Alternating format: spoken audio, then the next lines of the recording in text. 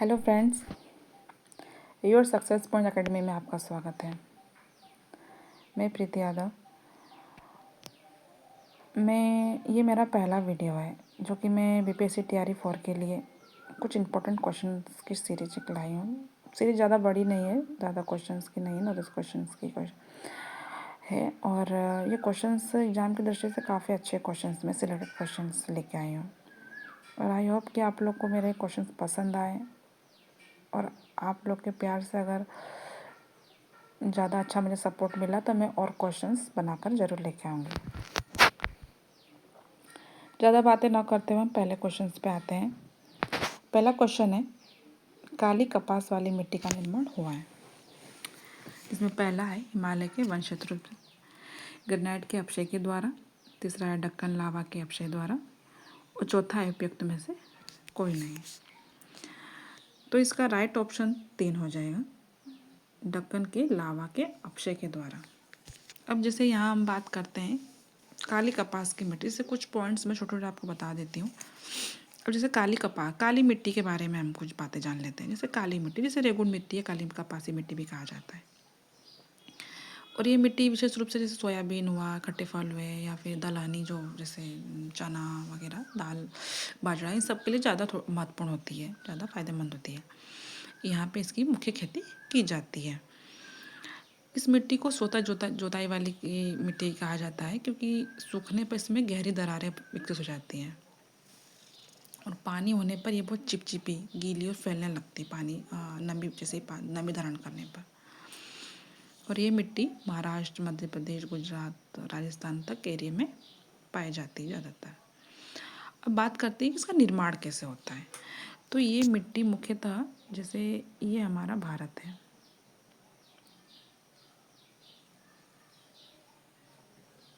नक्शे पे ज़्यादा वो मत करिएगा, थोड़ा सा नक्शा बिगड़ गया है। जैसे कि ये हमारा महाराष्ट्र का जो इलाका है, ये त्रिभुजाकार, इस एरिया में ये दक्कन का पठार मान लीजिए यहाँ पे है।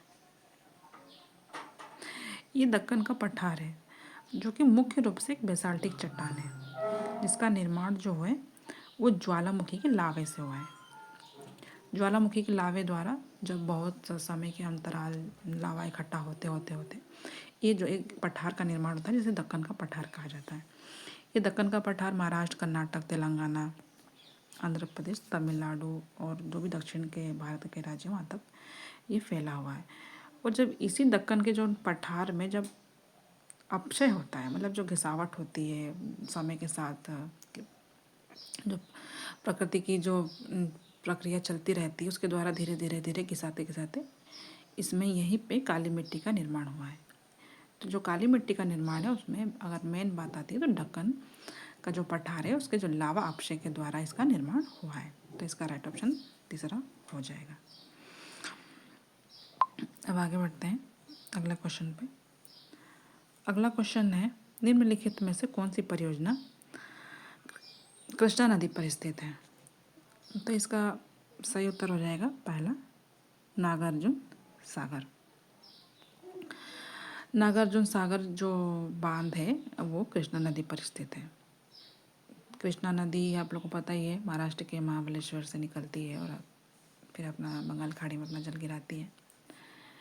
उसी पे ये नागार्जुन सागर बांध है जो तेलंगाना और आंध्र प्रदेश की सीमा पर ये जो नदी पर ये बांध बनाया गया है। अब आगे बढ़ते हैं अगला क्वेश्चन पे। अगला क्वेश्चन है हमारा, भारत की मुख्य भूमि की तट रेखा की लंबाई के बारे में पूछ रहा है। जिसमें पहला है कि 5,900 किलोमीटर, दूसरा 7,516 किलोमीटर, तीसरा 6,100 किलोमीटर, चौथा है 4,500 किलोमीटर। अब जो इसका राइट ऑप्शन हो जाएगा, क्योंकि यहाँ पे तट रेखा, मुख्य भूमि की तट रेखा से लंबाई पूछ रहा है, तो इसका राइट ऑप्शन हो जाएगा तीसरा, 6,100 किलोमीटर। क्योंकि अब देखिए जब यहाँ पे भारत की जब बात आती है, अगर हम थोड़ा बहुत इसका डिटेल आपको बता देती हूँ। जैसे कि भारत की जब बात आती है, ये थोड़ा सा नक्शा टेढ़ा मेढ़ा, तो जब भारत की बात आती है तो देखिए जब पूरी भारत की बात आती है की पूरी लंबाई के बारे में अगर बात की जाए तो अगर कहे कि भारत की स्थल सीमा की पूरी लंबाई, तब वो हो जाती है 15,200 किलोमीटर। 15,200 किलोमीटर जब पूरी स्थल सीमा की लंबाई बात की। पर यहाँ पे इसने कहा है कि भारत की मुख्य भूमि की तट रेखा। तो जब हम लोग तट रेखा की बात करेंगे तो तट रेखा आपका यहाँ से शुरू होती है। मान लीजिए आपका गुजरात ख़त्म है, यहाँ से शुरू होते होते ये इधर आते आते आते आते आपका यहाँ पे ये यहाँ बंगाल की जो सीमा हो यहाँ पर होगी, यहाँ पर आपका बंगाल हो जाएगा।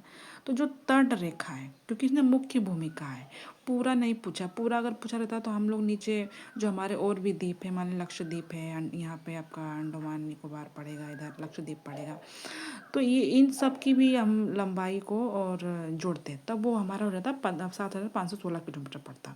पर यहाँ पे इसने मुख्य भूमि की तट रेखा पूछा है, तो इसलिए हम यहाँ पे राइट ऑप्शन हो जाएगा 6100 किलोमीटर। अब अगला क्वेश्चन पे आते हैं।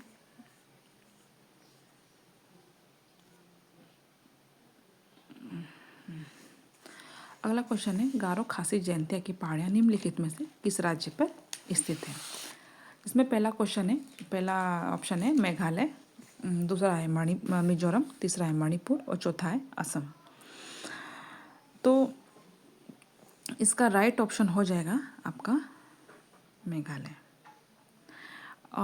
मेघालय के जो पश्चिम से पूर्व की ओर ये जो सारी पहाड़ियाँ हैं ये पाई जाती है, जैसे गारो खासी जयंतिया पहाड़ियाँ मेघालय में पश्चिम से पूर्व की ओर ये तीनों पहाड़ियाँ पाई जाती है।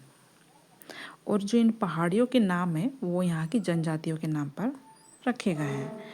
गारो खासी जयंतिया जो वहाँ पे एक जनजातियाँ जो मेघालय में पाई जाती है, उन्हीं के आधार पर इन पहाड़ियों का नाम भी रखा गया है। और यही जो गारो खासी जयंतिया जो पहाड़ियाँ हैं, इन्हीं के सम्मिलित रूप जो ये तीनों मिल कर ही शिलांग के पठार को बनाती हैं। शिलांग का पठार, मेघालय का पठार, शिलांग का पठार। शिलांग का पठार जो है वो हिमालय का हिस्सा ना होकर के प्रायद्वीप पठार का हिस्सा है। तो ये जो थोड़ी बहुत जानकारियाँ हैं ये मैं आपको बता दे रही हूँ। अब आगे बढ़ते हैं अगले क्वेश्चन पे। अगला क्वेश्चन है कौन सी नदी भारत और नेपाल के बीच सीमा बनाती है। इसमें पहला ऑप्शन है काली नदी, दूसरा कोसी नदी, तीसरा गंडक नदी, चौथा है सोन नदी। तो यहाँ पूछा गया है भारत और नेपाल के बीच सीमा बनाती है, तो इसका आपका राइट ऑप्शन हो जाएगा काली नदी।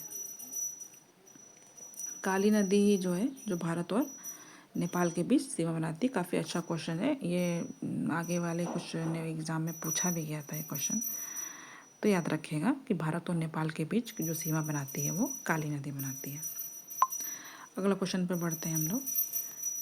अगला क्वेश्चन पूछा जा रहा है, अगला क्वेश्चन है वेम्बनाड झील भारत में निम्नलिखित में से किस राज्य में स्थित है। पहला है राजस्थान, दूसरा है केरल, तीसरा है उड़ीसा, चौथा है गुजरात। तो इसका राइट ऑप्शन हो जाएगा आपका केरल। केरल जैसे कि वेम्बनाड झील केरल में है। केरल में इसके अलावा भी जैसे पेरियार है, अष्टमुदी झील है, पेरियार झील है, वो भी केरल में ही पाई जाती है।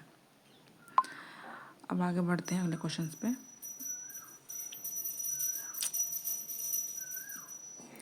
भारत में सन 1904 में प्रथम सीमेंट उद्योग संयंत्र कहाँ स्थापित किया गया था। पहला है चेन्नई, दूसरा है हुगली, तीसरा है मुंबई, चौथा है गुजरात। इसका राइट ऑप्शन हो जाएगा आपका चेन्नई। चेन्नई में ही 1904 में प्रथम सीमेंट उद्योग संयंत्र स्थापित किया गया था। अब बढ़ते हैं अगले क्वेश्चन पे। अगला क्वेश्चन है कर्नाटक में